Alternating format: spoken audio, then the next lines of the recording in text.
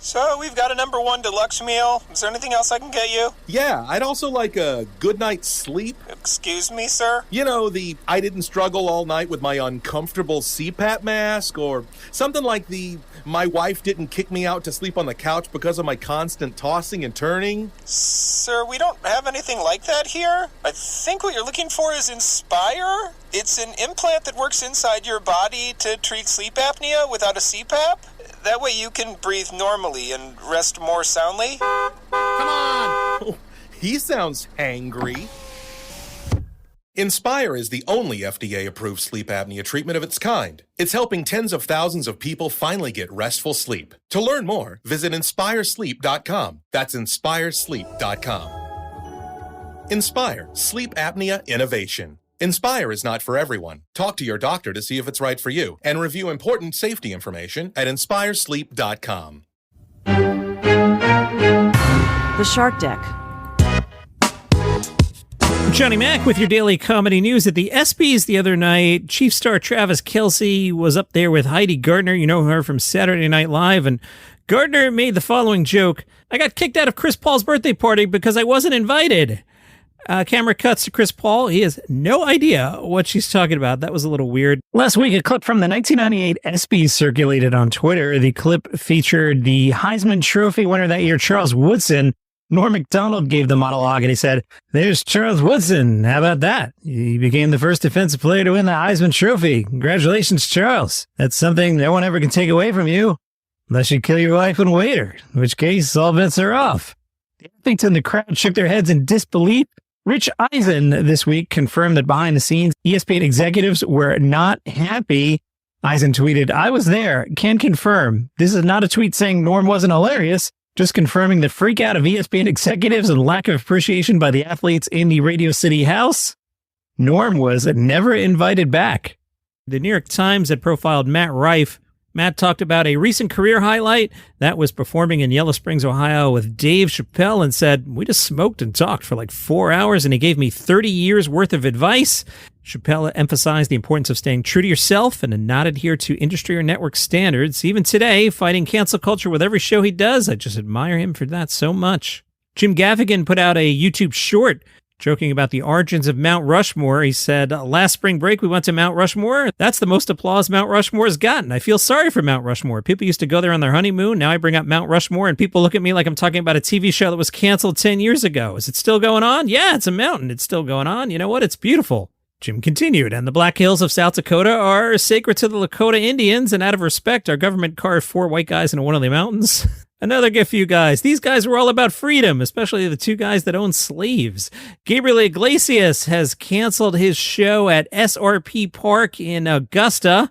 That was scheduled for August 16th. The reason given, scheduling conflict. That's always interesting to me. Gianmarco Soresi, I'll have an interview with him on the podcast this week. He's up at JFL, which kicks off tomorrow.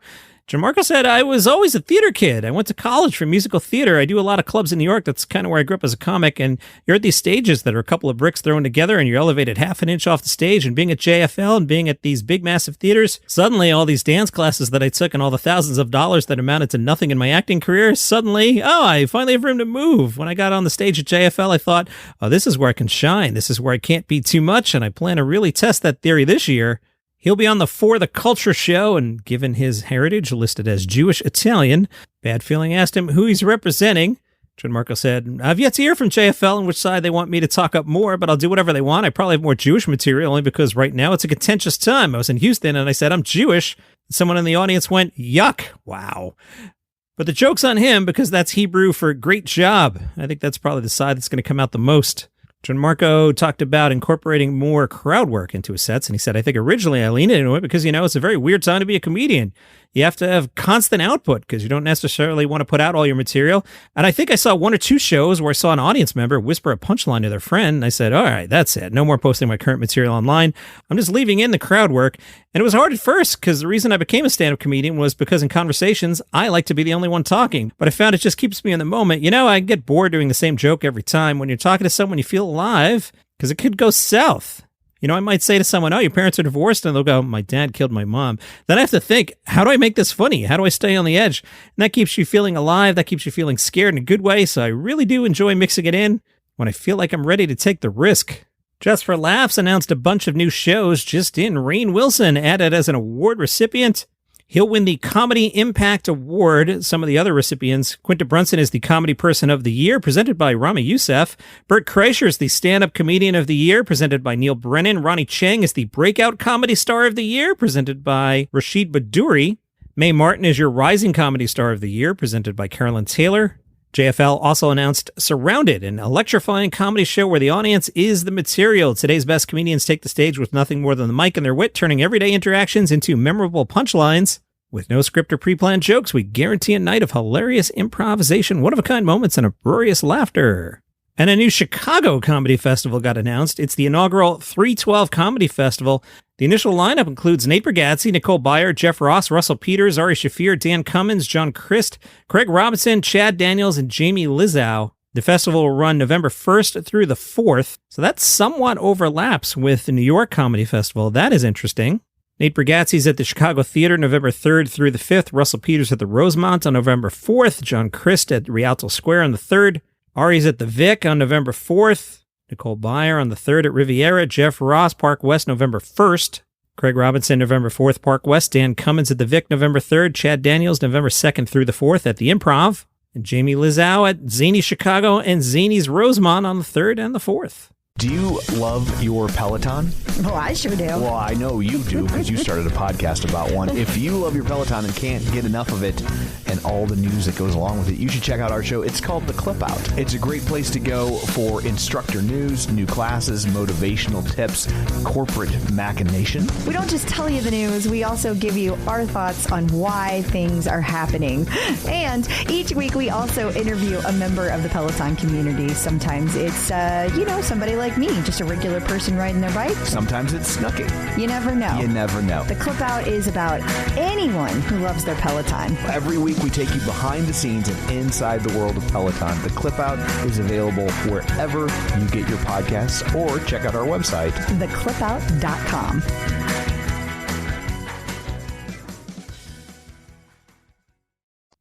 Harrison Ford was on Conan O'Brien's podcast and gave Conan the business a little bit. They were playfully arguing about Harrison Ford's ancestry, which led Conan to consult some info he had jotted down prior to the interview. Conan said, "I refer to you to this piece of paper right here. It says, born and raised in Chicago to an Irish-German father." Harrison leaned over to take a look at Conan's notes and then interrupted Conan. And Harrison pointed out the notes included a reminder that Ford played Han Solo in Indiana Jones. Harrison said, "Well, if that's the quality of your research, and I imagine it is, because right there it says Harrison Ford, and you had to write Han Solo. You can't remember that?" Conan said, "No, I can't. I can't remember Han Solo. I wrote it down because I heard you were in some of the Star Wars films, and this was news to me because I've seen those films, and I don't exactly think that you pop. I'm sorry. I mean, I remember Chewbacca. I remember the bad guy with the black helmet, and then there's some people." Harrison then said, "How come you're still not on TV?" Conan shot back, "You came on my show many times on the late night show, and over the years people would say, 'Who's one of your favorite guests?' And I would say, 'Harrison Ford, because he's so funny. You're so hilariously funny, and you toss me around like a rag doll on those shows. They're some of my favorite segments of all time. You are hilarious, man, and I always love being around you." Nocturnal caught up with Atsuko Okatsuka and asked her, "If you were not a comedian," why did I almost slip into Mitch Hedberg there? "If you were not a comedian, is there another profession you think you'd be well suited for?" Atsuko said, "I have no other skills. I've been notoriously fired from every other job I've had.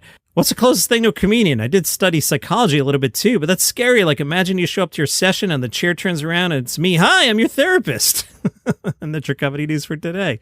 Follow the show for free on Apple Podcasts, Spotify. If you're on YouTube, smash the like button, See you tomorrow.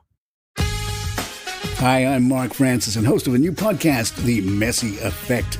Join us as we take you into the exciting new world of Argentine soccer phenomenon, Lionel Messi, and his new life at Inter Miami. We'll bring you into the glitz, the glamour, the star-studded events, along with the exciting journey to a new world of U.S. soccer and international football with news and stories 3 times a week. Come along for the ride as Messi, Miami, and Major League Soccer experience the journey of a lifetime. Get The Messi Effect wherever you get your podcasts.